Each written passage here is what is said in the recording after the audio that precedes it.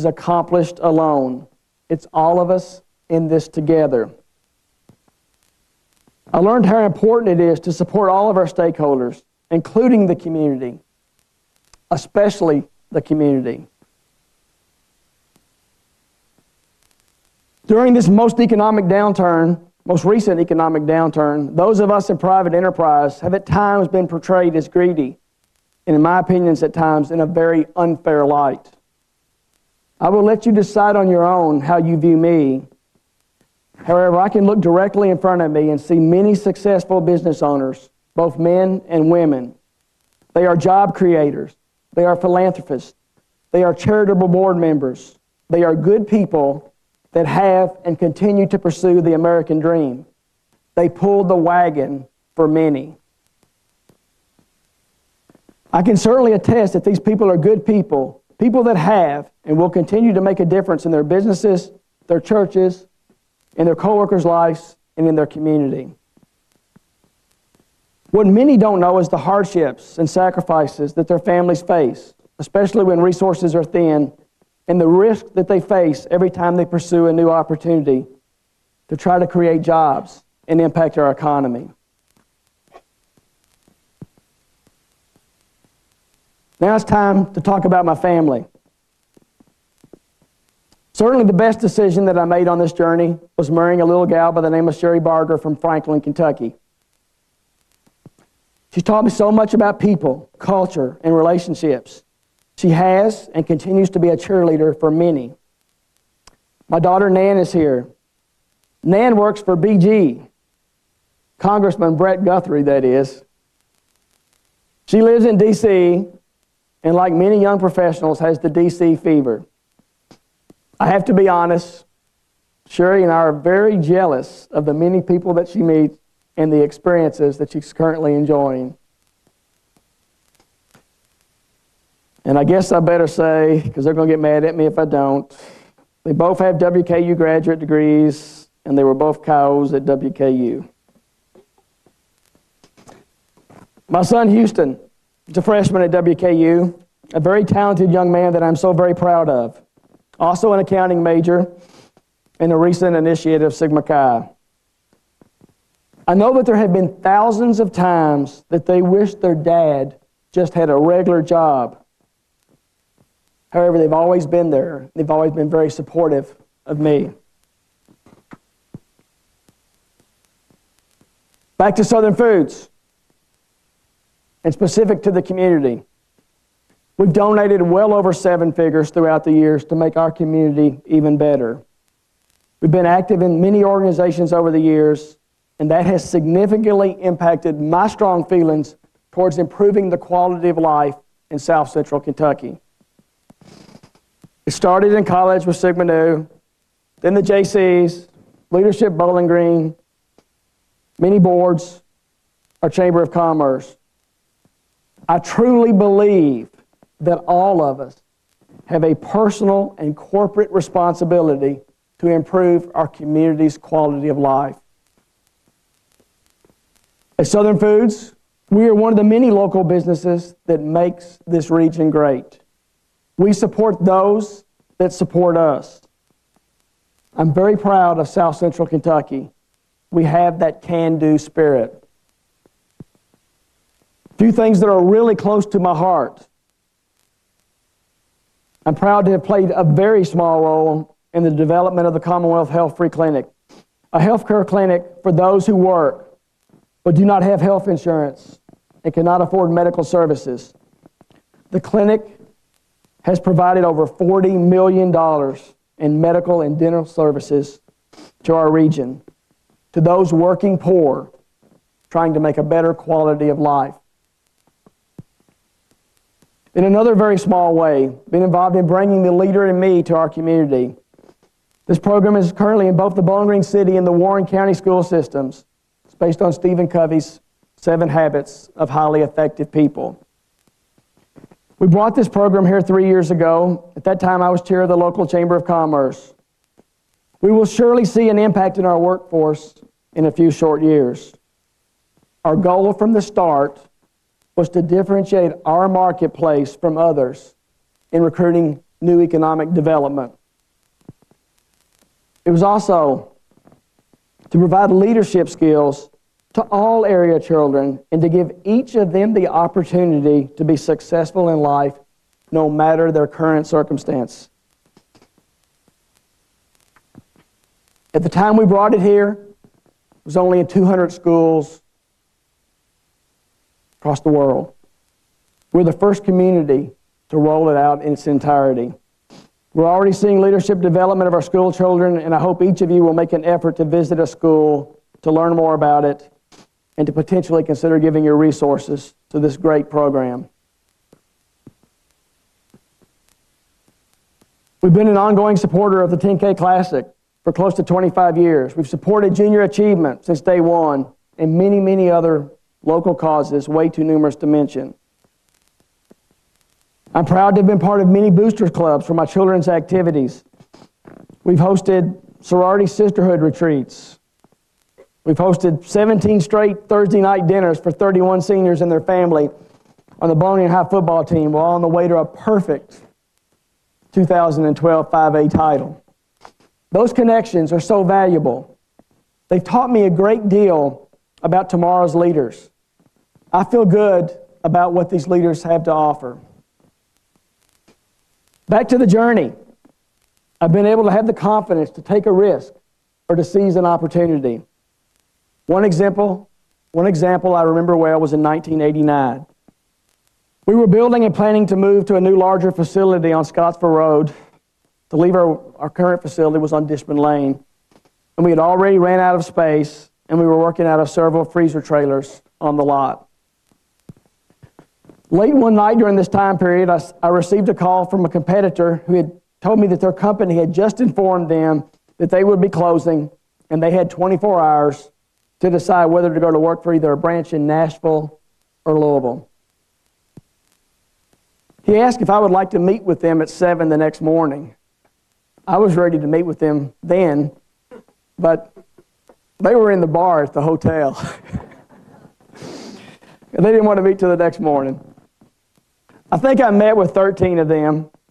I was about 30 years of age, and many of them had been in business for 30 or more years. It was somewhat of an intimidating experience as they were in a circle, and I was in the middle. I'm really not sure who was interviewing who. But over the next day or so, I offered 13 of them jobs, and 11 of them accepted. Overnight, we significantly increased our workforce. Pretty risky. Not to mention, we significantly increased our payroll. Our work hours drastically changed to meet the needs of additional people, items, customers, sales volume, and the needs for space. Not to mention that we already had a construction project going on that we had to manage. My coworkers stepped up and did way more than their part during this critical time.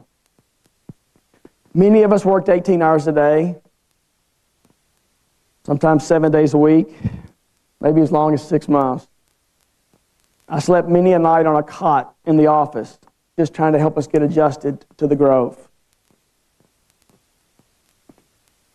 I was running the business, managing people, and still calling on customers. One of my favorite stories, and there's lots of them, is about my dear friend Mary Basham. Mary had a successful restaurant here in Bowling Green. When one of my competitors tried to call on her and take away my business, she simply told him that she couldn't move her business. Upon pressing her as to why, she would simply say, because she was having an affair with Joe Natcher.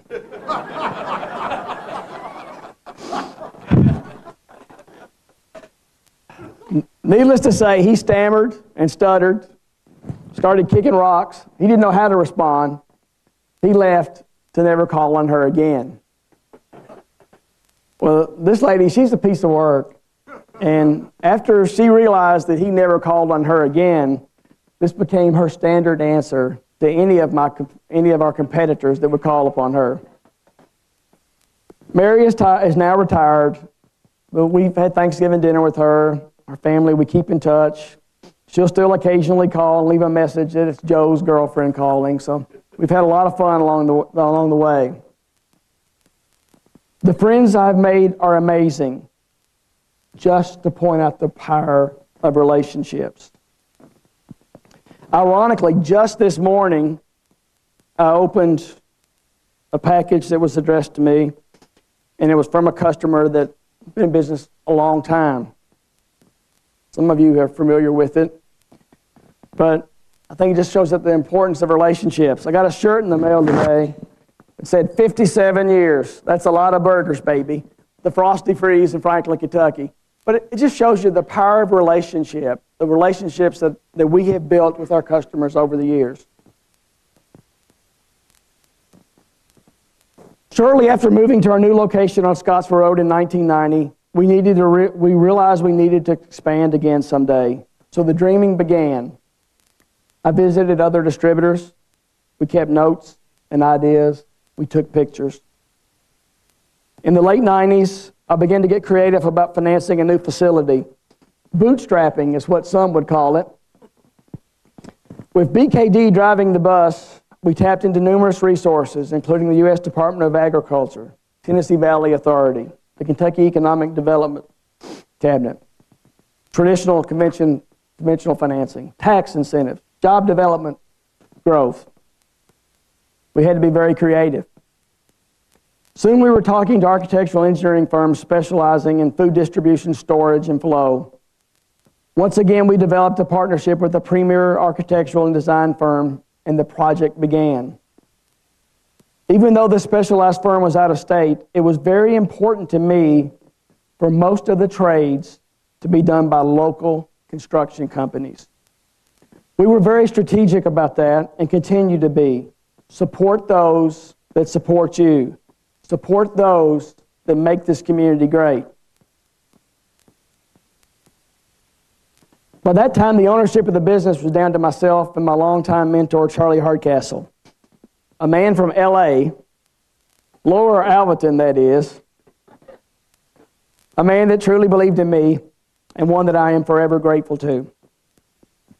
We built a state-of-the-art, multi-million-dollar facility in the South Central Industrial Park.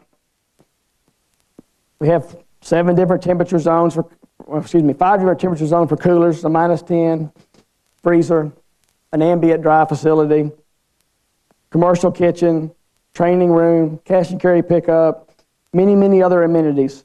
All of this on a 21-acre campus with a distribution center designed and footprinted to accommodate up to 300,000 square feet. This facility then, and is still state-of-the-art in functionality, productivity, food safety, and other key facets related to our industry. We invite our customers to visit our facility at any time and unannounced, as we want them to have a warm and fuzzy regarding our food safety practices. Funny story, we decided to move ourselves on a weekend. We had a logistical plan like a covert mission. We knew that we had to take care of regular business. So we hired numerous independent truck drivers and we leased numerous tractor trailers. We would close on Friday at our old location and open on Monday at the new one. Cases on shelves, computer systems up, co-workers in place. A really big deal to pull this off. We shuttled hundreds of trucks back and forth all weekend. We thought we would ask the WKU football team to help us stock the new place. Heavy cases, big, strong players, another partnership. We thought we would keep everyone on site. We'd feed them so we'd get the job done, feed them on site. We ordered pizzas, but we quickly saw that what we ordered was not enough when we started passing out the pizza boxes. Those players, they each took a box for themselves. Lesson learned, hungry college students. A couple of days prior to the move, we had a celebration for our coworkers and for many in the community that helped us to achieve this long-standing goal. Obviously, we were all very tired, and we knew that we had no time for rest, so we had to make it fun. We also knew that it had to be an accident-free environment. And of course, I needed to model safe behavior. A couple of years earlier, I had a frightful experience, maybe even a near-death experience. I had kept this secret, even from Sherry. Now was the time to tell the story. I proceeded to tell them that a couple of years earlier, during the mid-afternoon, I had walked down to the printer room in the Commons office area to shred a stack of documents. Murphy's Law was in play, as it was just my bad luck that the shredder stopped working due to it being full of shredded papers. Just like I had done so many times in the past, I reached to the back, and with my hand, I started pushing the shredded paper down. That was the first mistake, as I should have used the broom handle that was there for that purpose. It kept turning itself off due to it being full, and I continued to lean over the shredder, pushing the paper down. My second mistake was having a tie on. Little did I know the shredder was eating my tie. I raised up and realized I was in a bad position. I tried to hold the shredder down and raise up, but the shredder kept climbing up my tie. By that time, I'm thinking, this is a bad deal. And it could have a bad ending. But my primary concern was I kept looking back and down the hallway to make sure that nobody was watching this fiasco. I kept pushing down, and by that time, my tie is getting really uncomfortably tight. But I was not going to shout for help. Finally, it hit me. You got to figure out a way to unplug this thing. But I couldn't reach the plug. So finally, a little dose of common sense, and I pulled the shredder out away from the wall and finally was able to pull the plug out. With the shredder in non-operating mode, I was then able to pull the tie out, get it off, and put it in my pocket. Obviously, I then had to bag up the shredded pieces of tie, because I didn't want anybody to find those either. This whole thing took about 5 minutes. Seemed like it took about 30 minutes. Well, when I told this story, you can't imagine the cackling and laughing. That day, I had the tie on underneath my shirt, but you can see a lesson learned of getting locked in the freezer and not being able to get out. A year or two in our ownership, we determined that we needed to add fresh produce to our inventory.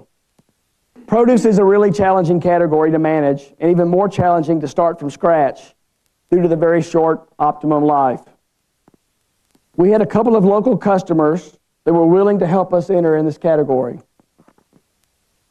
After working all day, I would then call them late in the evening after their dinner hour, and they would give me their produce order for the next day.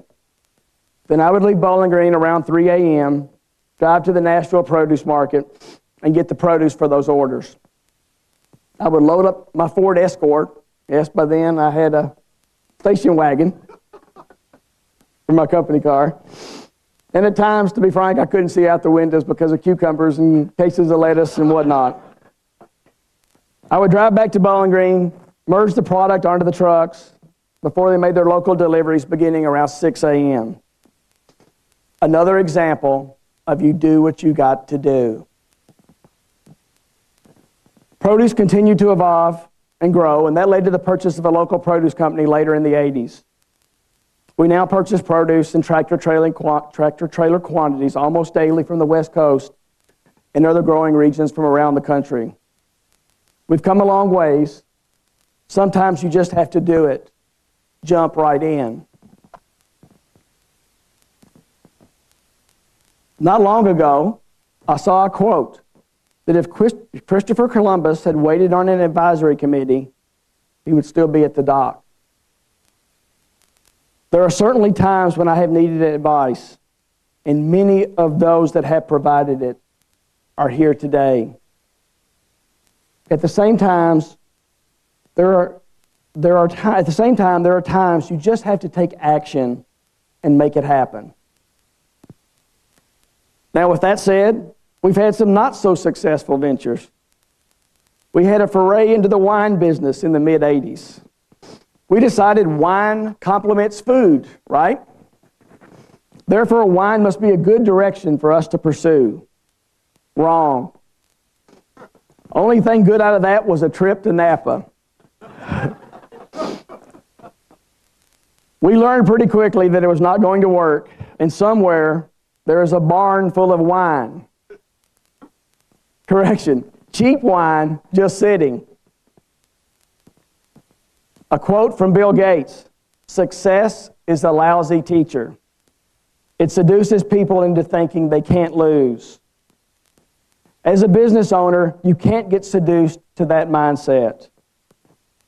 Sometimes things just don't work out, no matter how much planning or action that you put forth. I have learned that lesson more than once.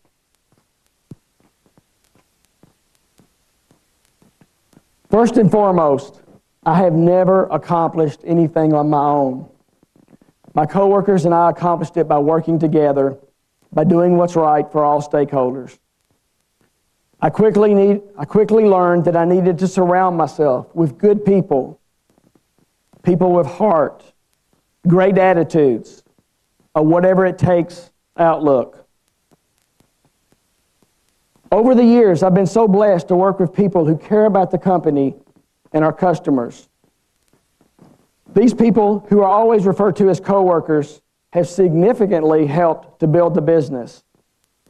They offer that wow service that we believe is our true point of differentiation. They go the extra mile. They make the difference. They understand the moment of magic versus the moment of misery. We've all experienced those times when a frontline attendant can really impact our experience. I often use dry cleaners as an example. If you go in to pick your shirts up and you notice the buttons on your favorite shirt have been crushed, I suspect you're going to bring it to their attention. The frontline person's response is critical to your continued business relationship. If they respond something on the order, "I know, you're the third one today. I don't know what's going on back there. Sorry about your bad luck," I suspect you'll be very frustrated, and I doubt if you ever walk back in the dry cleaners. That's certainly a moment of misery. Conversely, if the response is, "Mr. Katz, I'm sorry, we obviously have some training issues today. Can you leave this shirt with us so that we can promptly repair it? And if you would like, we'll be glad to hand deliver it to your house." Now that's taking a mistake and turning it into a moment of magic. One that most people will not only appreciate, but one that walk away feeling good about the business, their relationship, and the personnel that works there. Our coworkers also understand the principles of not having sacred cows. We talk all the time about driving cost out of the system that brings no value to the company or the customers. We have many long-term coworkers who've been with us for lengthy tenures. In fact, 37 at over 10 years, with the average tenure being 19 years. One coworker, she's here today, Kim Capps. She's been with us for the full 30 years. Actually, she's been there longer than that. I think she started right out of grade school. And she's been along for the ride and has been there since day one. Her and many others have gotten me out of a lot of messes.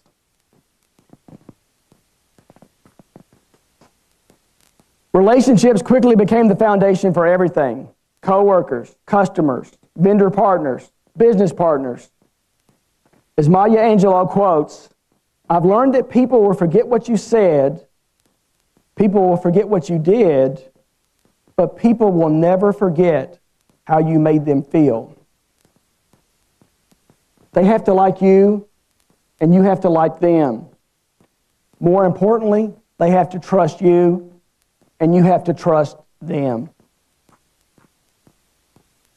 Culture. That culture of doing what's right. It's so important. I've laughed with my coworkers. I've cried with my coworkers. We've been there for each other. People have to know that you care about them, sincerely care about them. I also learned that I needed mentors and partners. I like to think that I have a low ego, even though someone from third row might say something. But I don't mind to seek advice, to ask questions, to let people know that I don't know. After all, I only know what I know. So I learned to listen, really listen. Listen and read for ideas that I could twitch or tweak. Listen to validate my own thoughts and ideas. I have tried to surround myself internally and externally with people of character, high values, and similar goals. You know the old saying, birds of a feather flock together. Conversely, if you lie with dogs, you get fleas. I learned that life is a course of continuous improvement and that lifelong learning is a real thing. College was just the beginning of my learning. I learn every day, and daily we seek to measure and improve, to get better. I learned that there's a sense of urgency in business, which means you have to react quickly to provide solutions and resources. If that window is open, you best jump quick, as it may not be open for long. You have to follow up. You have to sense the needs of the customer because sometimes they don't even know what they need. Our company, we try to run like a PT boat instead of a big aircraft carrier. We need to dart in and out to make things happen, whereas maybe a large corporate may need to take long, sweeping turns. We have to move quickly without layers of red tape or corporate bureaucracy. I've never been big on titles and bureaucracy. I recently saw a Colin Powell quote that truly resonated. Organizational charts and fancy titles account for next to nothing. Another Colin Powell quote, don't be buffaloed by elites and experts. Experts often possess more data than judgment. In other words, common sense goes a long ways. I'm currently reading a book, Think Big, Act Small. A similar book is Good to Great in that it researches those characteristics that separates those highly successful companies from others. Jason Jennings has researched those companies that revenue growth and profit growth place them among the top 100th of 1% of American companies. A close personal friend is the CEO of one of those top 10 companies, so I have a special interest. Jennings' research showed a common thread. Yes, like the title, they think big, but they act small. And, you know, I try to take that back to an analogy when I was a kid. My grandmother died a few years back. She was 6 months shy of her 100th birthday. She would often say while I was growing up, don't get too big for your britches. Where these companies that have this common thread, they're not too big for their britches. They nail the fundamentals, many of which evolve around common sense. There's a quote in the book that I love and I find so true. Remember, the most common thing about common sense is how uncommon it is. Staying on common sense, I found that people want to do the right thing, so we lead with honesty, loyalty, compassion, and empathy.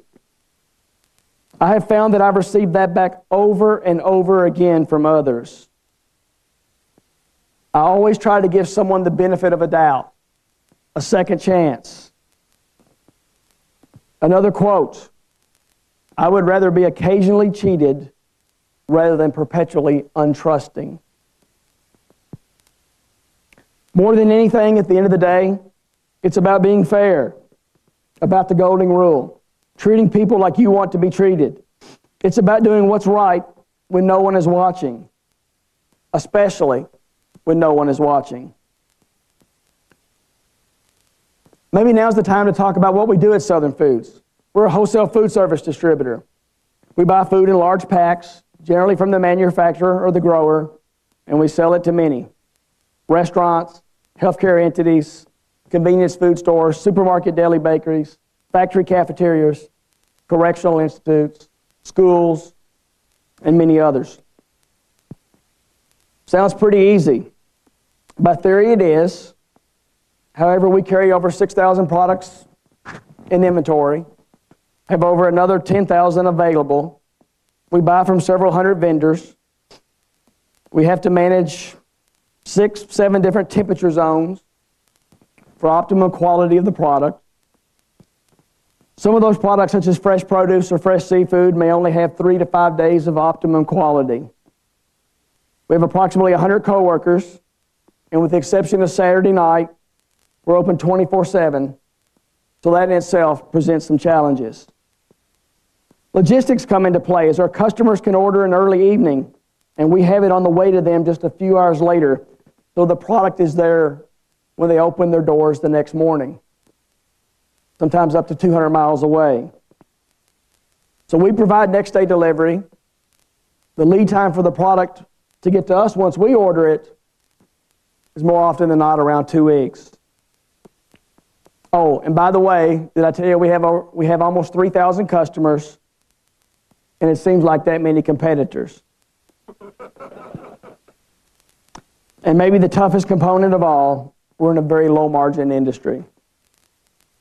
For those in finance, it's a very capital intensive business with a fleet of 25 or so tractor trailers with additional financing needs for inventory, customer accounts receivable, the latest technology, tractors and trailers, bricks and mortar as we continue to grow. It's very labor intensive as every case has to be touched multiple times upon receipt, pulling it to load onto the truck, and off the truck to the customer. Being in a service business, sometimes we are only as good as our last delivery. Our customers, and rightly so, expect their order to be delivered in a timely manner, complete as they ordered it, and in the proper condition. So a key component is our daily measure of perfect orders. We take great pride in that we are substantially better than our peers in industry average in this key measurement. So it's very much a service business, a business that we have to forecast our customers' needs, which may be based on the weather and many other contributing factors, such as the economy, holidays, special events. We have many customers that are long in tenure, and the relationships are deep. Uniquely, there are times when I have found myself negotiating on their behalf and them on my behalf. That's a true partnership. My coworkers and customers have heard me say this hundreds of times, and it's really quite simple. Good people want to work with good people. Good people want to do business with good people. Good people want to spend time with good people. We are a member of Unipro, a national cooperative that consists of approximately 600 distributors with combined sales of over $60 billion. Unipro is headquartered in Atlanta and provides us with many attributes. The primary ones being a harnessing of purchasing power, national marketing presence, and quality assurance. At over $60 billion, we are the nation's largest food service entity, and in fact are larger than number 2 Cisco and number 3 U.S. Food Service combined. I like to think that Southern Foods and our customers have the best of both worlds, as we have the combined benefits that Unipro has to offer, and by being privately owned, I think we focus much more on the customer. We're always thinking long term. We're not thinking the next quarter. We're not thinking just 90 days out. As an independent business, our customers are very important to us. Their long-term survival is critical to us.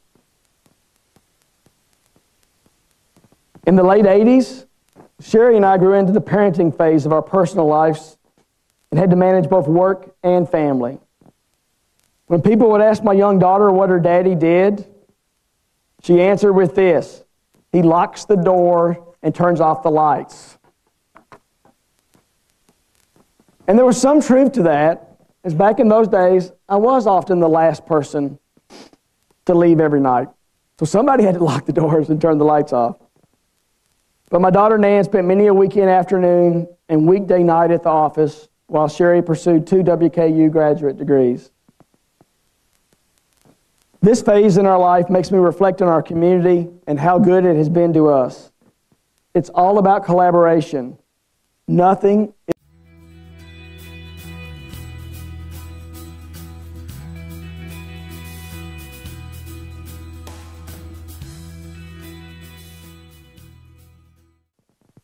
And now I'd like to introduce some general background comments for our featured speaker, Mr. Joe Natcher. Of course, you know already that Mr. Natcher is the CEO of Southern Foods, a full-time distributor of food and food-related items. He's been active and is a phenomenal role model in our community in a number of different ways. He believes strongly that we all have an obligation to provide an enhanced business climate and quality of life in South Central Kentucky. I'm sure you'll hear those comments about his philosophy this afternoon. He currently serves as chairman of the Commonwealth Health Corporation, on the board of the Medical Center at Bowling Green, and the CHC Free Clinic.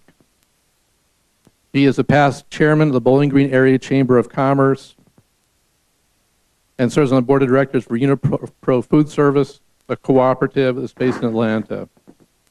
He's past president of Hilltop Athletic Foundation, the Boys and Girls Club, and he's also a board member of the Junior Achievement. He's been named Business Person of the Year.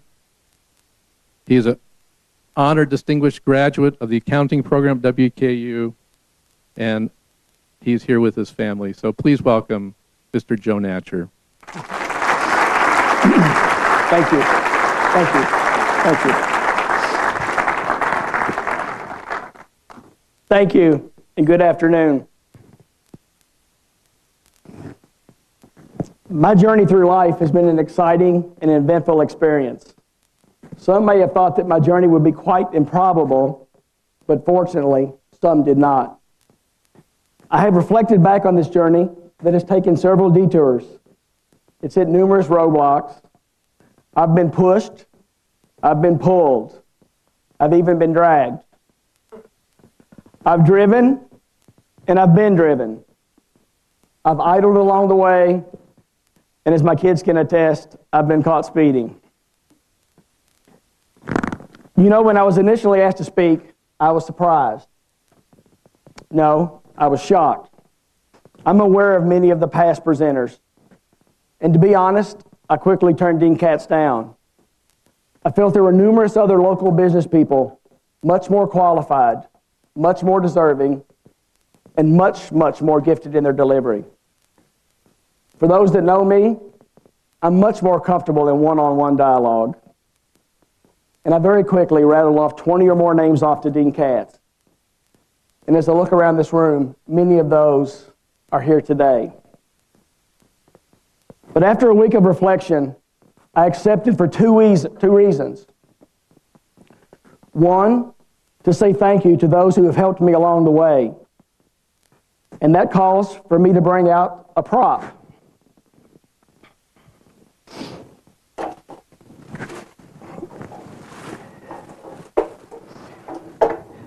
And as you can see, I'll get rid of the trash bag. It's a little red wagon. My first mode of transportation that started my journey. Many of you here have pulled my wagon. You have been mentors, role models, teachers, partners, friends, and co-workers.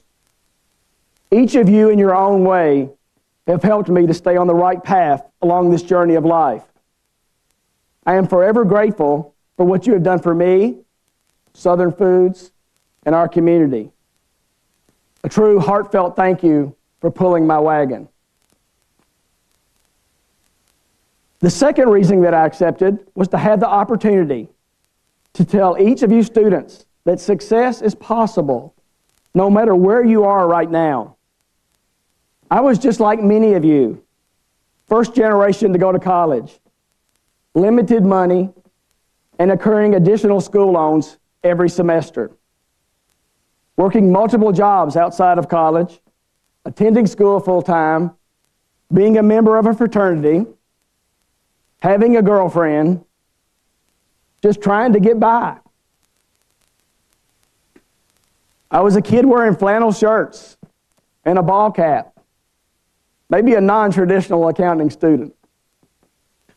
Never in a million years did I think I would be a speaker at the Gordon Ford School of Business at Western Kentucky University.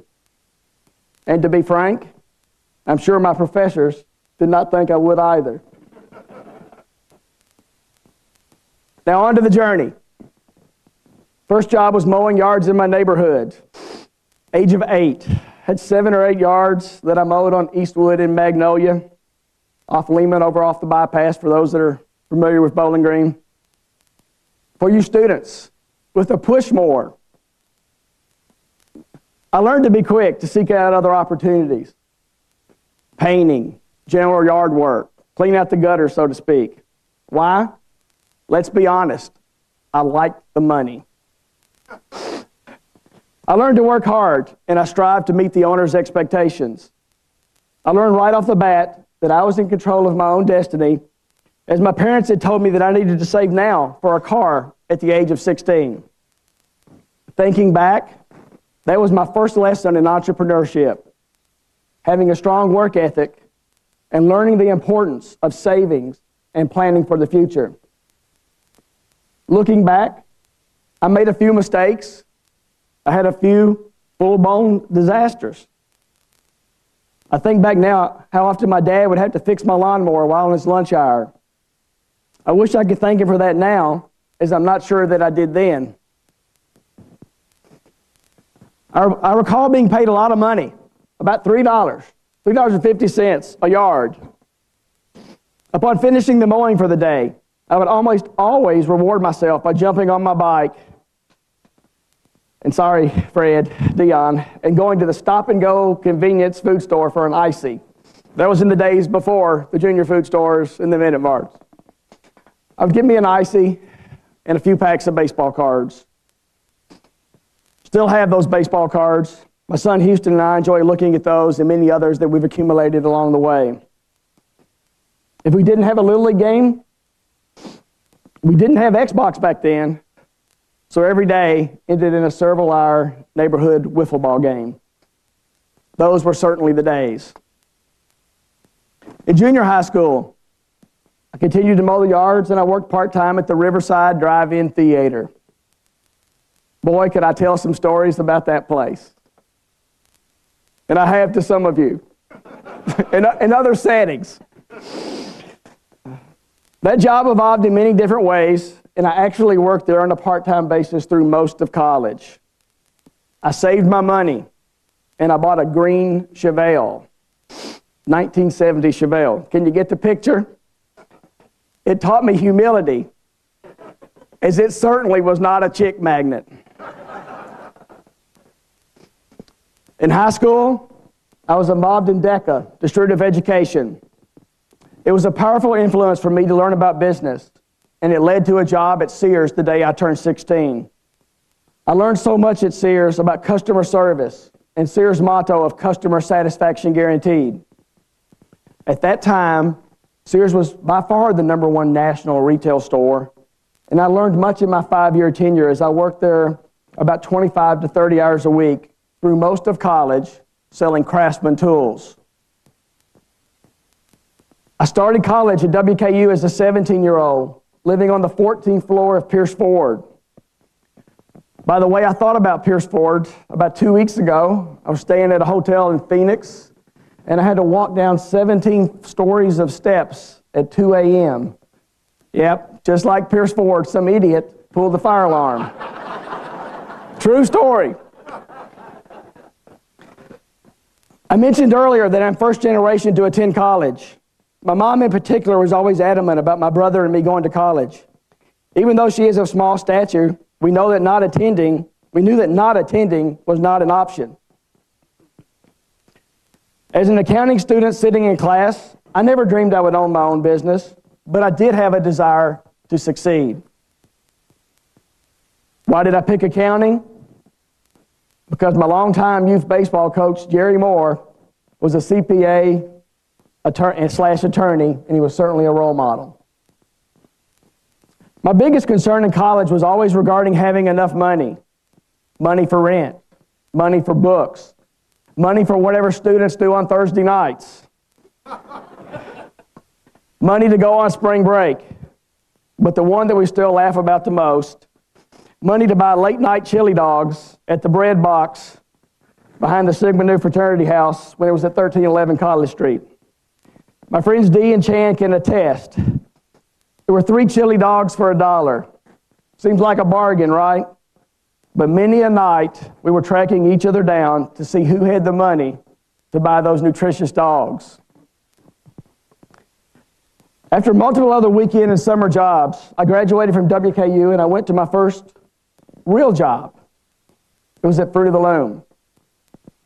I started the week that the new corporate office opened in June of 1980. I was in production planning. This job provided insight into the corporate world, something I had never been exposed to. Fruit was vertically integrated as they purchased the raw cotton. However, at that time, all other job functions, such as manufacturing yarn, knitting, bleach, dye, cut and sew, packaging, etc., were processed at Fruit of the Loom facilities around the Southeast, with the production coordinated by our department. It was a great job as a young man right out of college, as I was exposed to marketing, sales, financial and manufacturing executives via many meetings, such as forecasting and production meetings. Many of the things I learned at Fruit have served me well at Southern Foods. Fruit also allowed me to learn about corporate culture, building relationships, meeting goals, and it allowed me to travel on a corporate jet to the various manufacturing facilities. Can you imagine flying to work on a job in the morning and flying back home in the evening? What an experience at the age of 22. According to my wife, Sherry, my claim to fame at Fruit of the Loom was being involved with some of the production of underoos. You students are too young, but the slogan was underwear that's fun to wear. Sherry saves everything. So, you can see a Fruit of the Loom product here. But some of your parents may remember these. They had pictures of Superman, the Hulk, Spider-Man, and of course the Disney princesses. While at work at Fruit, I had the opportunity to work with many smart men and women. I gained much confidence and experience. After working at Fruit for about 3 years, I came to the realization that my spirit was more entrepreneurial in nature. I became antsy to do something else or to go back to school. That was in 1983, and it led to a discussion with my boss at that time, Glenn Atkinson, regarding the possibility of me taking the GRE or potentially the LSAT. Out of that discussion, it eventually led to a discussion about the two of us owning our own business. I laughed at that notion, as by that time, Sherry and I were married. I had inherited her school loans. She had inherited mine. Our income, I guess by then it had significantly increased. Maybe a huge amount. We might have been at $30,000 a year combined. And interest rates, they were at an all-time high. Some of you recall, over 20%. So how the heck are Sherry and I going to buy into a business? Glenn and I were gullible in that we did not know what we wanted to buy or what might be available. After a few months, an opportunity to buy an independent business, a food distribution company, came to our attention. We tried to borrow the money. At least the banks did not laugh to our face. Maybe when we walked out the door. We tried the Small Business Administration. Remember, interest rates are over 20%. That door closed really quick as well. Glenn and I eventually found two local entrepreneurs. One of them here today, Charles Hardcastle, and David Hancock as investors. Glenn and I decided to leave Fruit to be our own boss. Sherry and I made a list of pros and cons, a naive list. We were young. I thought I would get off at 5 every night. I wouldn't have to work on the weekends. I could take off whenever I wanted. No pressure. A lot more golf. As I said, a very naive list. I was about to embark on an all-consuming adventure, owning part of my own business. Little did I know that it would become a family affair, one where we had to be all in. That business was called Bowling Green Frozen Foods. What did I know about food? Well, I liked it. And I ate it. Sometimes a lot of it. But I was about to learn about the food business. And little did we know that the business was in somewhat of a decline.